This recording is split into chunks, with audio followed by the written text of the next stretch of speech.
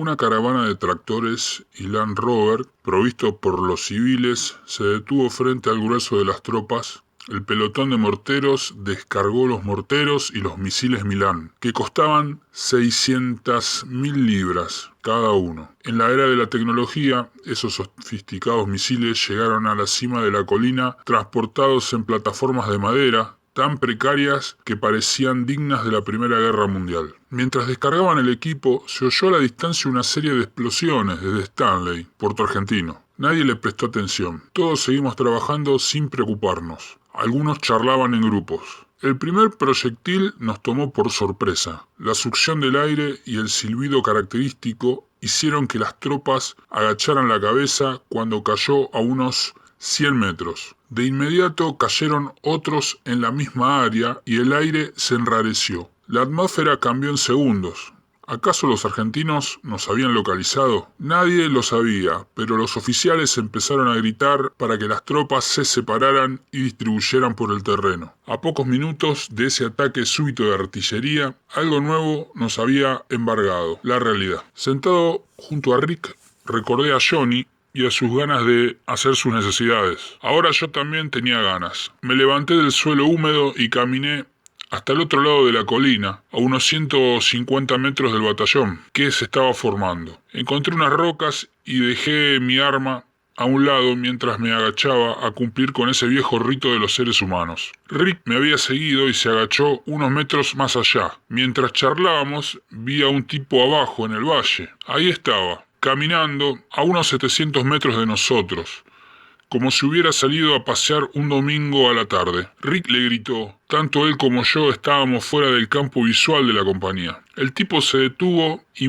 miró en nuestra dirección. Seguramente nos había visto agitar los brazos. Agitó los brazos él también y siguió caminando hacia Puerto Argentino. Estar sentado en esa posición absurda, primero charlando mientras caían las bombas a pocos metros y después sacudiendo los brazos para detener a quien parecía estar paseando, era demasiado ridículo para que me creyera cuando lo contara. Cuando volvimos al pelotón, Rick le contó al comandante lo del caminante solitario. El comandante le contestó: seguramente es el encargado de detectar nuestras posiciones.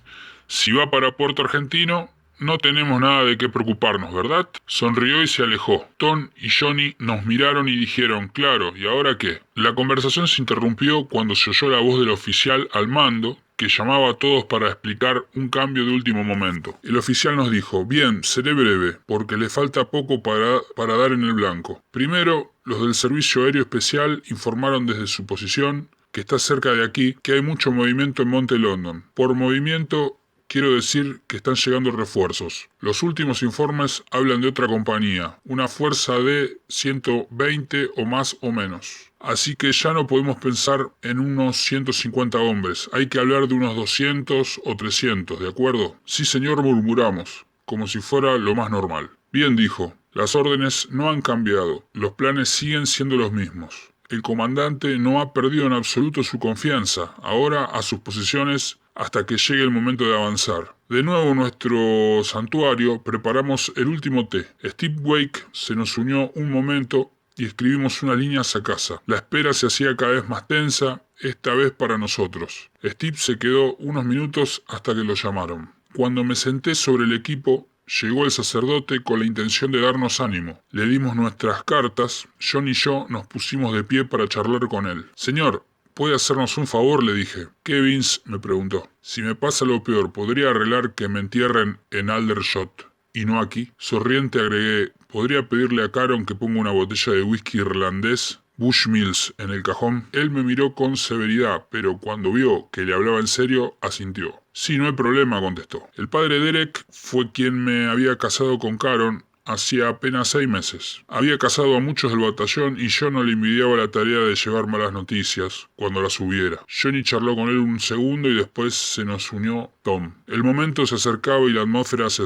estaba poniendo espesa. A sus puestos, gritó un sargento desde el pelotón del cuartel general. De pronto no pude controlar los nervios cuando me puse de pie. Me temblaban las rodillas y sentía el estómago revuelto como jamás en mi vida. Ni siquiera la sensación de mi primer salto en paracaídas pude compararse con las náuseas que se apoderó de mí en ese momento. Mi mente estaba en blanco, invadida por el miedo y la idea de la muerte. Temblando, me puse la cincha y me ajusté las correas para estar lo más cómodo posible durante la marcha. Era casi de noche. El acercamiento silencioso y el ataque estaban en la primera etapa. Cada hombre del batallón emprendió la caminata a su propio paso. Todos tendrían que estar preparados para las 12 de esa noche. La hora H se había fijado para las 0:30. Frente a nosotros se extendían 12 kilómetros de terreno y un río. Eran las 17 horas. Parecía mucho tiempo para llegar a la línea de ataque, pero hay que tener en cuenta la naturaleza del terreno y la cantidad de equipo que teníamos que cargar. Solamente mi equipo pesaba unos 50 kilos. Posiblemente más. Muchos muchachos del grupo tuvieron que cambiar parte de lo que tenían que cargar durante la marcha. Una ametralladora por un trípode, por ejemplo. Los Milán, grandes e incómodos, pasaban de un hombro a otro. Cuando se extinguió la última luz del día, vi cómo las tropas se perdían en la oscuridad. Cada uno luchaba con el equipo y el terreno, y ahí frente a nosotros las luces de Stanley, Puerto Argentino, como un extraño fantasma. Ver las casas de Puerto Argentino, todas iluminadas, con los hogares encendidos, acogedoras, parecía una escena irreal, casi de cuento de hadas. Vi a 3 o 4 civiles del lugar junto a un Land Rover y los tractores, y todos nos desearon suerte. Cuando Tom llegó hasta ellos, uno se dio vuelta y nos dijo: «Toda esta destrucción me hace sentir mal. Quería ir con ustedes, pero sus jefes no me aceptaron. Me hubiera gustado ayudarlos». Yo le sonreí, todo el grupo lo hizo, miré al hombre y le dije: «No se preocupe, pase lo que pase hoy, recuerde que fue muy valiosa su ayuda». Esos tractores y Land Rover fueron nuestros salvavidas en esta isla. Ahora nos toca hacer el resto nosotros. John interrumpió mi discurso sonriendo. Mi compañero tiene razón y yo le aseguro que, considerando como son algunos de nuestros jefes, no le quepa la menor duda de que lo va a pasar mucho mejor estando afuera que adentro. Este diálogo breve y simple duró apenas segundos. Luego los civiles vieron cómo nos alejábamos en la oscuridad. En apenas 1000 metros de terreno hacia el objetivo. El sudor me corría por la frente. ¿Cuánto hubiera dado por descansar? Las correas de la cincha me cortaban los hombros en dos. Las municiones en bandolera me lastimaban el cuello. Si apoyaba el SLR sobre la cincha, podía levantar las correas y separármelas del cuello para así aliviar la agonía. A los 3 kilómetros de marcha nos detuvimos. Me senté con rapidez y me pasé la munición al otro hombro. Quería descansar cómodo esos 5 minutos vitales. Pero en segundos llegó la orden de seguir. Me puse de pie como pude. Me doblé bajo la carga y eché a andar pesadamente sobre el terreno. Cada kilómetro parecía más largo que el anterior y ya nadie hablaba. Un silencio de muerte envolvía a las tropas. Cada hombre se sumergía en sus propios pensamientos ante la proximidad de la batalla. ¿Quién sobreviviría? ¿A quién le tocaría morir? En el silencio, de vez en cuando se oían las quejas de los soldados doblados por el equipo. Poco a poco el miedo fue cediendo terreno ante el peso agobiante y la fatiga marcha. Una vez más, la sensación de estar ocupado, de hacer algo, disipaba la angustia de esperar y esperar. Lo que más odiaba el soldado es esperar. Ahora que estábamos en marcha, el miedo seguía estando, aunque opacado por esa marcha tan dura. El segundo descanso fue de 7 kilómetros. Esta vez, como muchos otros, me dejé caer directamente sobre el suelo húmedo, frío, para capturar ese glorioso momento. Nosotros no lo sabíamos, pero habíamos llegado al río. En un primer momento, los del Escuadrón 9 habían pensado en traer unas vigas y ponerlas entre una orilla y la otra, pero tuvieron que desistir de la idea. Los dos, los de la fila de avanzada del Escuadrón 9